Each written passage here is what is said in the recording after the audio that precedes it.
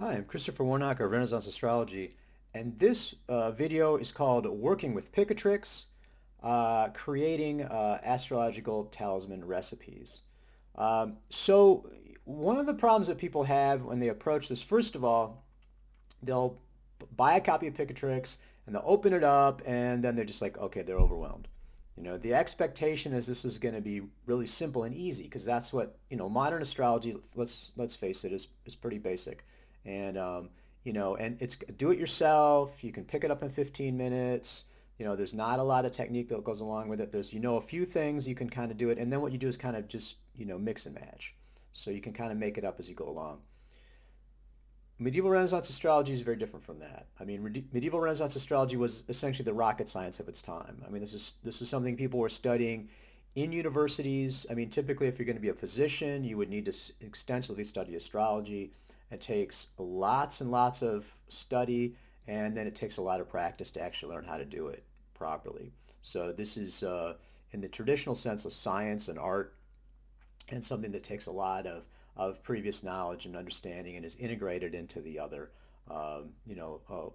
types of study of the period, like I said, like medicine. They just didn't make up stuff as they went along. Okay, that was just not at all in the way the tradition was gone about. Um, and the first thing for Picatrix is you need a lot of background knowledge in terms of just the basics of medieval Renaissance astrology. You need to understand the zodiac, signs, planets, aspects, essential dignity, accidental dignity. You need to be able to read a chart. To be able to look at a full chart and be able to understand everything that's going on with it, that's relevant to what you're doing for the talisman recipe. So that's the first thing you got to have. And again, this is what my courses are set up for. The Astrological Magic course is basically a practical guide to working with Picatrix in extended form. I mean, if you finish the course, you're going to be able to make Picatrix talismans. You have all the astrological knowledge you need, and then the background in it. So what I'm going to do in this video, though, is this is sort of almost for my advanced students, but just to give an idea of sort of the background to what we're doing. And I think also people are used to sort of a textbook approach.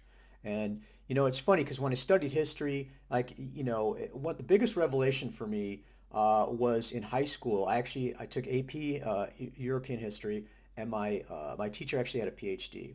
So this is really getting serious history. And we did not have a textbook, okay? And that was kind of a shock. Well, what the teacher said is, okay, here's multiple sources. What you need to be able to do is to read these sources, understand where they're coming from, and then put the pieces together to form your own view of the historical event or whatever you're dealing with. And that was a real revelation to me because previously with a textbook approach, they just lay out the answers. I mean, it's the textbook purports to be objectively true, to give you all the information you need to do, and to lay it out one, two, three, no questions asked. This is similar to a rule book, like if you're playing Monopoly, right? There are certain rules. You have to follow the rules. Why do you follow the rules? You follow the rules because those are the rules of the game. I mean, that's it. Um, and similarly, or this idea that, if you don't follow the rules, then terrible things are going to happen. So you have to do everything it says 100% and you don't question what it says. And that's the standard approach I think that people are taking to this stuff. So when you get something like Picatrix, the first thing is I can't even understand what's going on here. And the thing about Picatrix, this is our translation complete Picatrix. This is the Libra Trotus, the black book version of it. Um, you know, what Picatrix says is this was compiled from over 200 books. Okay, so in a lot of ways, what the author is doing is not trying to put together some set objective way of doing things, but really just to summarize all these different sources. So it's really kind of a melange of all sorts of different sources from all sorts of different areas with different types of magic, with no real attempt to comprehensively put everything together and have some kind of coherent overall picture of how to do various things. So we do not have a rule book. I mean, that's the key thing here. Is this not is it because people say Picatrix says. It's like Picatrix says a lot of stuff, okay, and it says a lot of contradictory stuff. You have a section, and we're going to look at Picatrix book 2, chapter 10, It talks about moon talismans. It says to have the moon rising. I have another section of Picatrix that's based on electional astrology, general electional astrology, just for like, getting married or something like that. And it says don't put the moon in the ascendant. Oh no, I guess my head's going to explode there because those are contradictory. It's like, don't worry about it. They're coming from different sources. They're from different purposes. They're looking at different things. It's not bad to have the moon in ascendant in a moon talisman, for example. So, this is just one of those things that's very difficult for people to deal with. So what I'm going to do is kind of give an example of how I work through these sort of contradictions, how I work through the fact that this is not a rule book, this is not comprehensive, and everything hasn't been reconciled. Okay, we need to do that for ourselves, recognizing that what we're doing is we're modeling. We're creating a modality or a module that works for us. It's not the only way to do it. I would not come in and try to say that my method is superior to everyone else's, that my method is the only one that works, that everything that everyone else does is dangerous, they're going to get hurt. These are all tricks and ploys and psychological, hang-ups that people have about their own method. If anyone's trying to lay that stuff on you, don't accept that. You need to be able to find a methodology that resonates with you. And again, if you want to do the modern style of just, Lego style, put a bunch of pieces together and figure them out, slap them together yourself, that's perfectly fine. It's not the traditional methodology. Again, that's not bad, but just recognize what you're doing. That's what I would say about that. So let's talk a little bit about what we're going to do is we're going to focus on Picatrix Book 2, Chapter 10. Now, Picatrix Book 2, Chapter 10 is the main source that I use to create talisman recipes. Okay, so again, when I'm doing an election, what I'm doing is I'm not just randomly looking charts and stuff jumps out at me. It's like, oh yeah, I'll use transits. Oh well, look, this is sesquiquadrate, the galactic vertex. I'll use that. I have a very set methodology, and I'm looking for specific factors that must be in the chart and specific factors that cannot be in the chart. And what you have to recognize with that is that you can only control a limited number of things. Okay, so now this video is being made in late February 2025. The astrological conditions are completely abysmal, right? Planets are either peregrine or they're in detriment or fall. Okay, there are no planetary talismans that can be currently made if you want to have planets having essential dignity. So, it's interesting. Someone asked me about that. It's like, what do you do? It's like, you wait. I mean, this is not as if you can make the heavens arrange themselves according to the desires that we have. We have to wait till the conditions come up. So whereas a more modern approach would be just to start looking at chart. I want to make a talisman now. I have to make a talisman now. I'm going to look at what's going up now, and I'm not going to worry about that. It's like, oh, moon is Kazemi, or, there's a mutual reception, so that eliminates it all. It's okay. I can find some sort of rationalization. I can find some way around the problem. And that's the whole point, is to get what I want now. And so therefore I don't worry about these inconvenient situations that come up.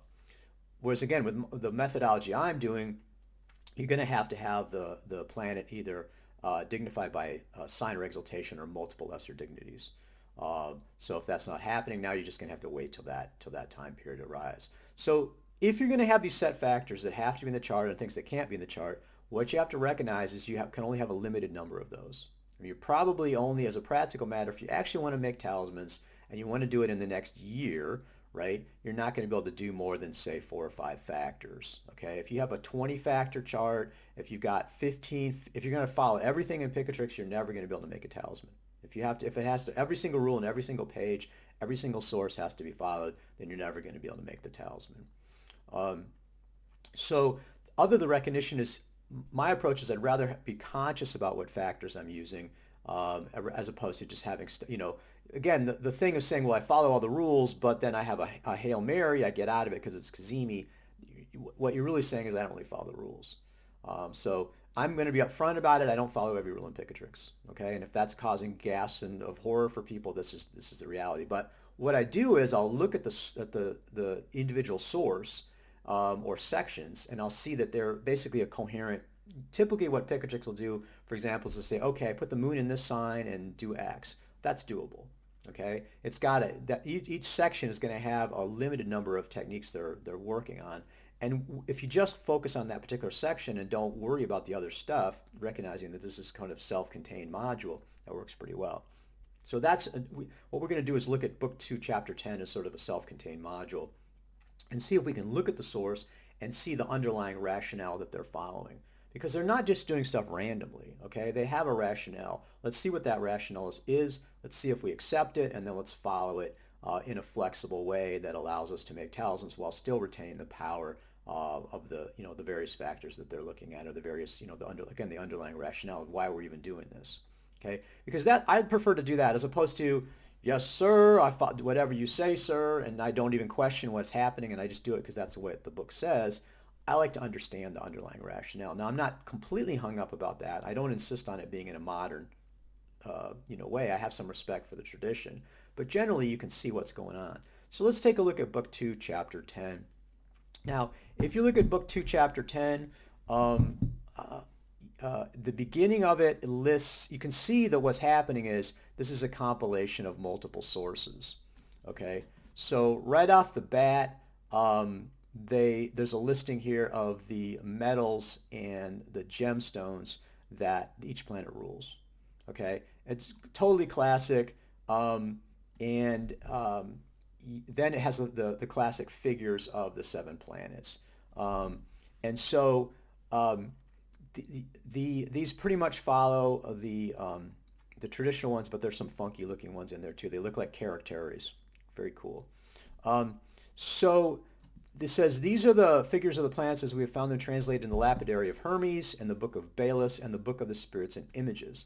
So as we go through this, what Picatrix is saying is that these image descriptions, basically, so these are we've already looked at the gemstones and and the metals. We're going to look at the images that correspond to the various planets. So, for example, he says the image of Saturn, according to the sage Picatrix, which is funny because this is the Picatrix book quoting Picatrix. It was kind of meta of him. The image of Saturn is the form of a man with the face of a crow, the feet of a camel, sitting on a throne. In his right hand he has a spear, and in the left hand a lance or dart.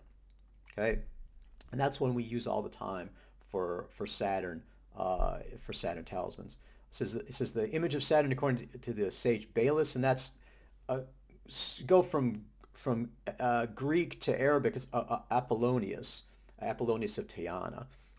Very famous classical mage. It says the image of an old man seated on a throne. Again, that fits with Saturn. You can see an old man. Saturn's associated with elderly. And then finally it says the image of Saturn, according to the opinion of Hermes, is a man standing with his hands raised above his head, holding a fish, and under his feet is a lizard.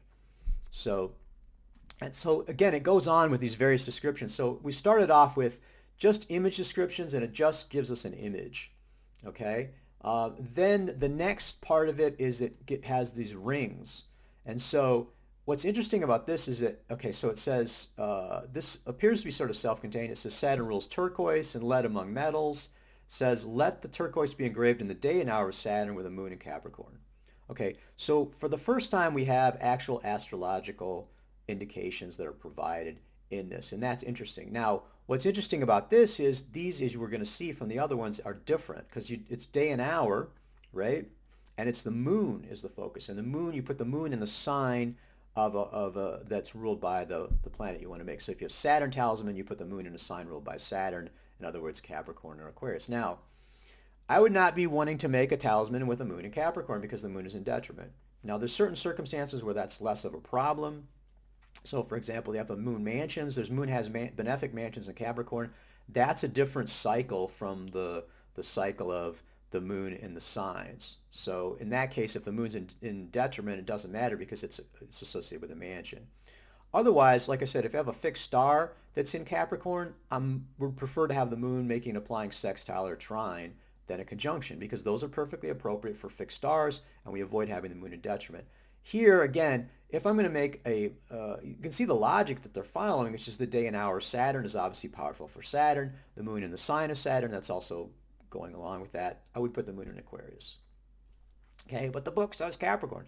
I'm like, well, I understand the rationale for why they're doing that, but it seems like it would be equally, I don't see any difference in terms of focusing the Saturn-ness of the talisman, whether it's Aquarius or Capricorn. And Aquarius actually is the sign that the Saturn joyeth in. He actually has more essential dignity in Saturn because he's also dignified by triplicity. So I would put the moon in Aquarius. What I would say too is that the ring stuff, it looks like, again, we know that we have multiple, basically it's kind of a collage. We're going out and looking at multiple sources and we're sticking them together, okay? And Picatrix doesn't go through and analyze this and say, well, this one is better or this is the source. It just cites the source. It says this is the source and this is what it says. And even for the rings, it doesn't even give us the source. But it looks like it's coming from a separate source, a separate manuscript. Because we're going to look through, there's not a one ring of the moon, but for every other planet there's a ring. They all follow the same patterning with talking about the stones and then having the same thing with the day and hour, basically, and the sign. There's some variations as we might see going through it.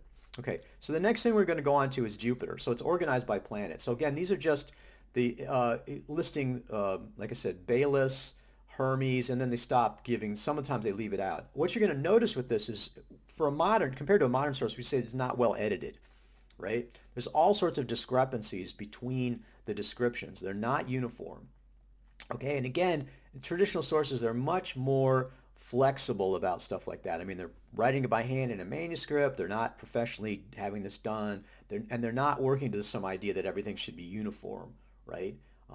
Again, what they're doing for the most part is just summarizing the sources or just giving what the source says. And again, they probably could have used an editor, but they didn't. So again, we have images of Jupiter.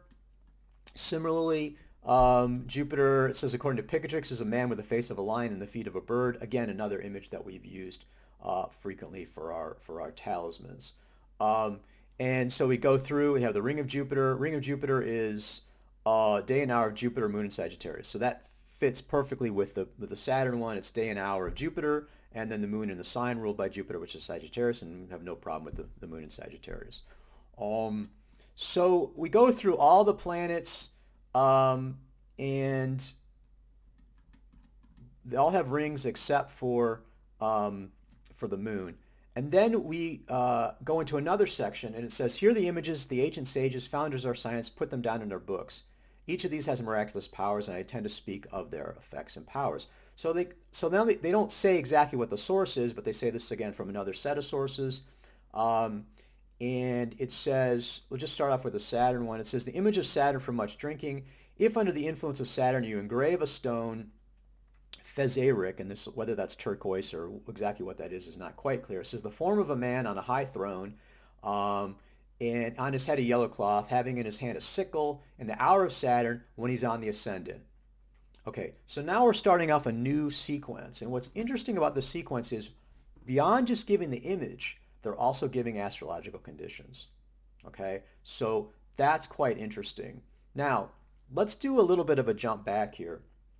And like I said, we're going to notice as we come through here, for example, here's an image of Jupiter. And this is probably a good one to give as an example. It says, the image of Jupiter, under the influence of Jupiter, make the figure of a crowned man sitting on a throne with 4 feet carried by 4 winged men. And the man who is sitting on the throne is raising his hands as if he was praying. Make it in the hour of Jupiter when Jupiter is rising in his exaltation, and make it in a clear and white stone. And those who carry this image will have increase of riches and honor and a good life. All sorts of good stuff. Okay, so this is really giving us a complete recipe for the talismans, because it's telling us what the image is. It's telling us very specifically when to make it astrologically. It makes sense too. The hour of Jupiter, obviously in Jupiter strong. Jupiter is rising. That's the rising or culminating are the most powerful placements in the chart. Okay, and then in his exaltation. So Jupiter is also dignified. Very strongly dignified in essential dignity. Okay, so this really makes sense as a way of making the astrological conditions that are strong, and yet it's doable. Okay, it doesn't have 50 conditions. It doesn't have a stuff that's contradictory. You can make a talisman, and we do lots of them using this exact recipe. So in other words, the planet essential dignity strong, planetary hour, and then rising or culminating, and then we would also add unafflicted. Because again, what I was talking about moon and detriment, I mean, I'm bringing my outside knowledge here outside of just what's in the book. I'm not just ignoring everything I know about traditional astrology, because I've been fully trained in that and practicing at it. I know that the moon and detriment is going to be a problem. So for example, if Jupiter was retrograde, that's not good. Jupiter combust, that's not good. A planet making and applying square or opposition to Jupiter, it's not good. So those are things that I would say invalidate the election. I mean, you want it strong, you don't want it afflicted. It doesn't make sense to have an affliction in the chart, serious affliction, and therefore those are the ones I'm going to look at. So let's just pop back a little bit here. So Picatrix is not making this up itself. Again, this is not modern astrology. This is not making it up on the spot.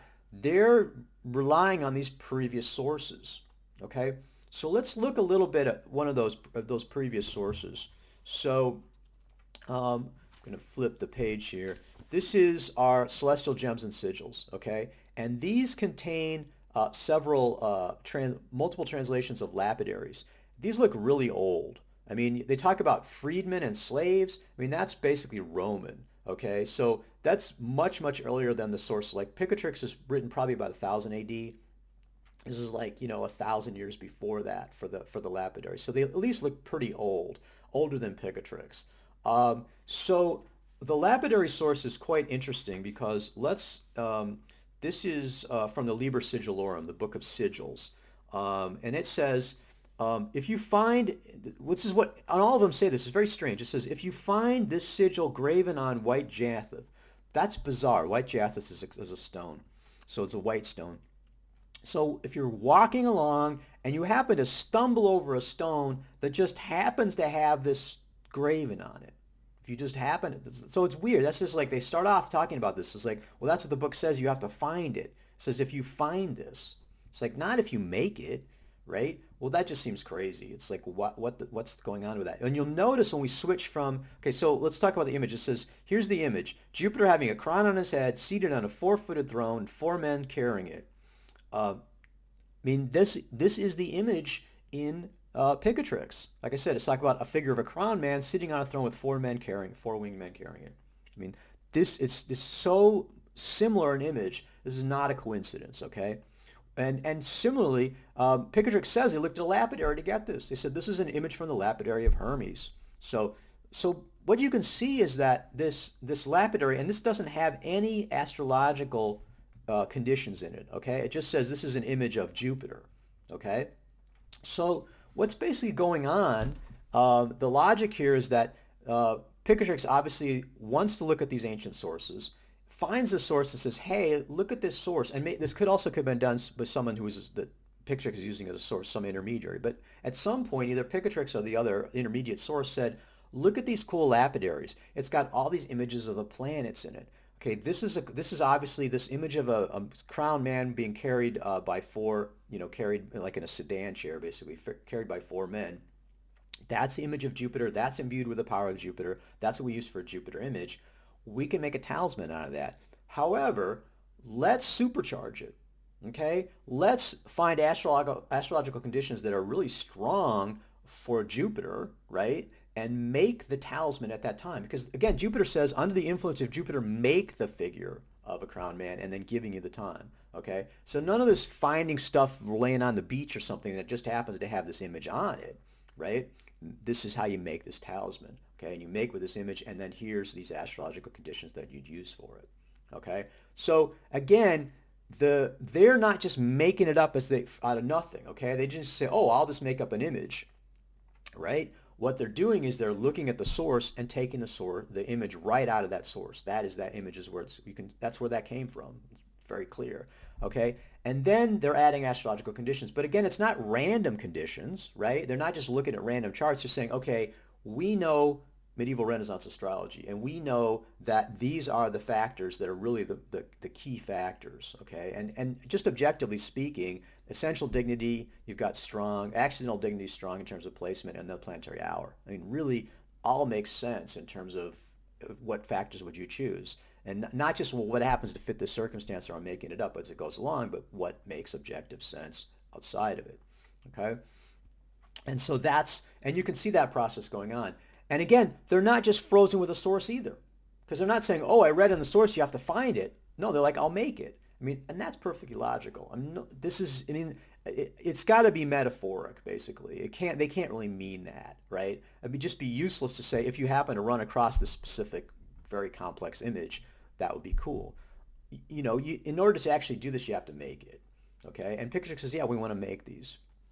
So I think that's very interesting as far as the process. So we've got a situation where we're inspired by the traditional source. we're following the source, and yet we're adding, we're supercharging it. And I've done this myself. Before I recognized what was going on here, I was, the Greater Key of Solomon lists all these pentacles, and they have this ridiculously complex ritual that you're supposed to do, and which was just too hard. I mean, I'm sure there's people that do it, but I don't think very many people do that ritual. The astrological timing that they give in the Greater Key of Solomon is like day and hour, or make everything at the Mercury day and hour, which doesn't make any sense at all. So I thought, well, let's just go ahead and supercharge these and make them with this Picatrix Book II, chapter 10, recipe. So in other words, when we make our pentacles, it's the same as a regular talisman. We have, sign or exaltation of multiple lesser dignities, rising or culminating, and then the planetary hour. So again, because I'm so imbued with this whole traditional approach, that was intuitive to me. That made sense to me as a way of doing it. So again, you can see if you're trained in it, if this is your basis, if you're coming from that kind of background, you're going to come up with the same approach. That's why modern people, again, everyone comes to me, they think they're unique and they got variations, but everyone's basic underlying approach, which is sort of make it up as you go along, look at random charts and the factors that they're looking at, and then the whole approach is all very similar, and that's why people get similar results. And again, not good or bad, just a result of the background that they're coming from. So let's go dive a little bit further into Picatrix Book II, Chapter 10.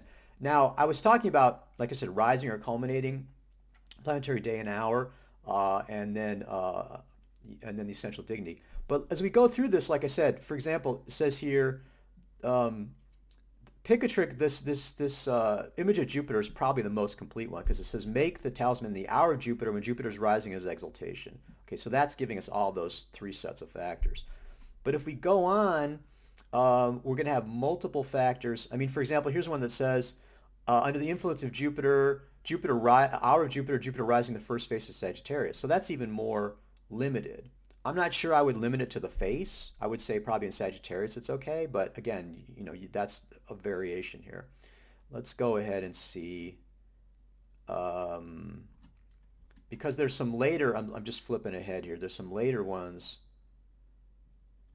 Okay, so here, image of Venus. If under the image of Venus you make the image of a woman whose body is human with the head of a bird, everyone who carries this image will be good. Now, this doesn't give anything other than, it just says influence of Venus. It doesn't even say day, hour, rising, or the essential dignity.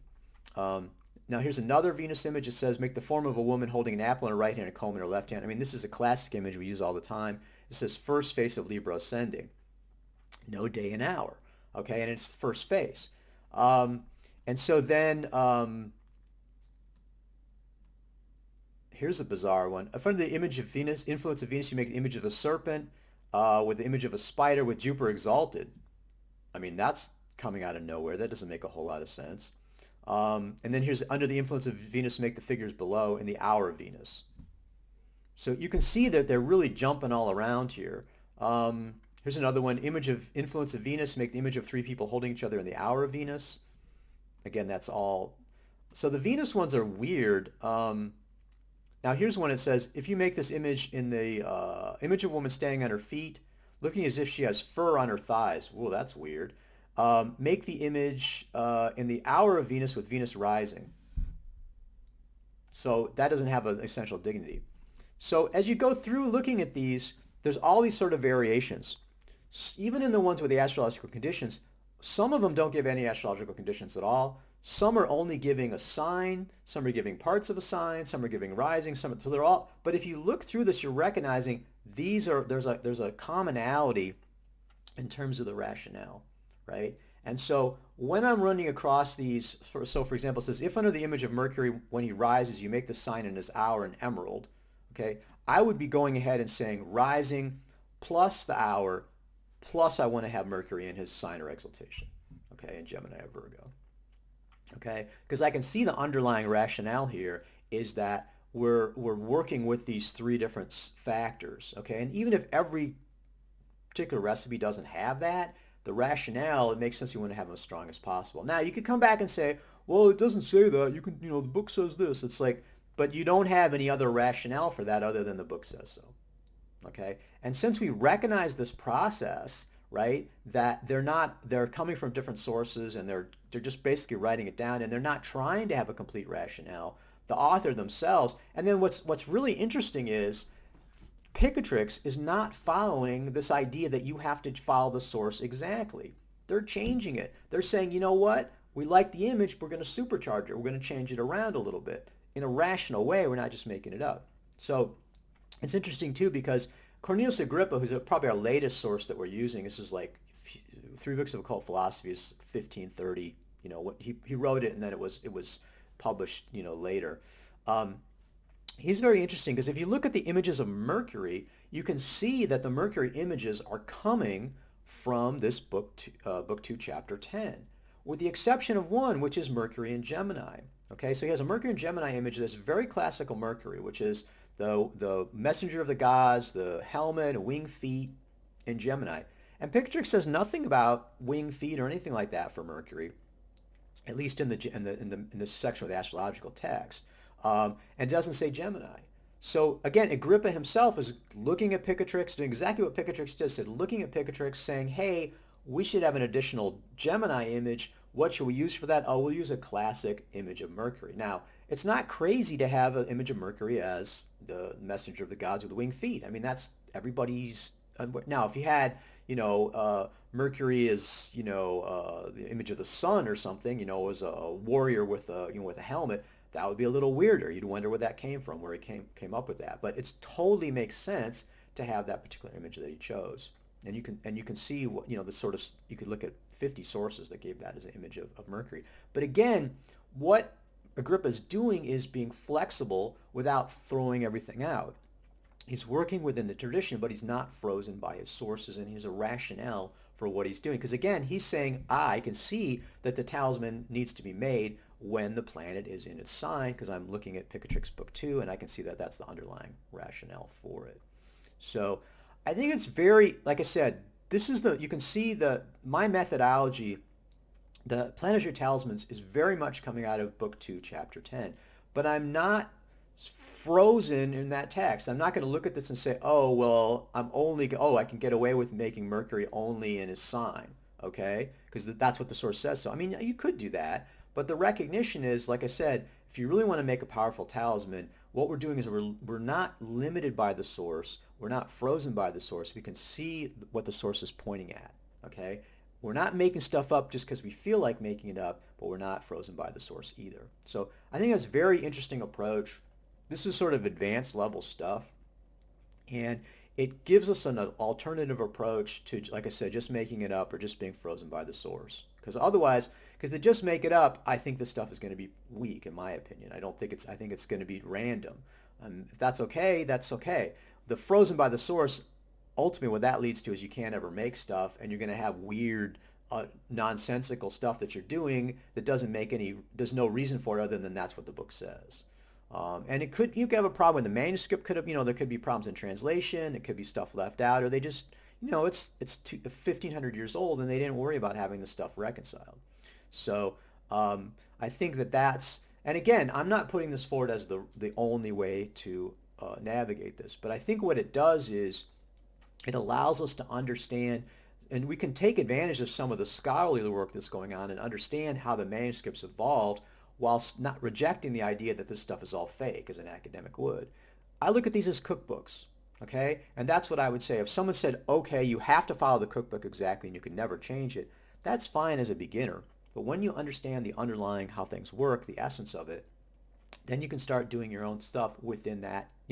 Like if you start out making bread and you're like, I'm going to leave the yeast out because I don't see the point of yeast, then it's going to fail. When you become a real expert at bread making, you can start incorporating different things into it. You can use, ingredients you happen to have around, or you can make different things, and it'll still taste great. So that's our goal here, is to make powerful talismans that are authentic within the tradition, and we can see how the flexibility is built into the tradition within the overall confines of how they would approach things. So I hope you find that interesting. It's, more I do this, the more kind of, depth. Like I say, Picatrix is amazing because every time I read it, I get something new from it. And I think there's a tendency to buy the book, zip through it, look for the secrets. Like there's some secret words or secret stuff, and think that that's what this is all about. And you put it on your shelf, it's cool to have it, and then you never do anything with it. Instead, it's immersion in the tradition as a whole, having a deep understanding of traditional astrology. I think to really master astrological magic, I think you really need to be doing some predictive astrology as well, a significant amount of it. Because without the predictive, you're not understanding the interaction of the astrological factors in the same depth. If all you've done is you're self-taught astrological magic, you're just doing social media stuff, I think you're not getting the full understanding of the whole system as how it works and the internal you know workings of it.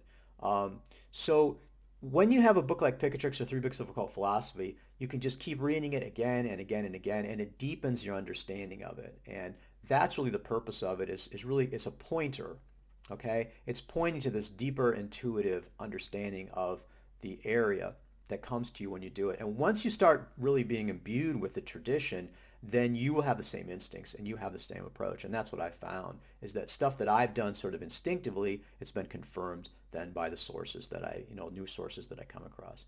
So again, I hope you find that interesting and useful. If this makes sense to you, definitely want to consider taking my astrological magic course. This is exactly the kind of stuff we deal with in it.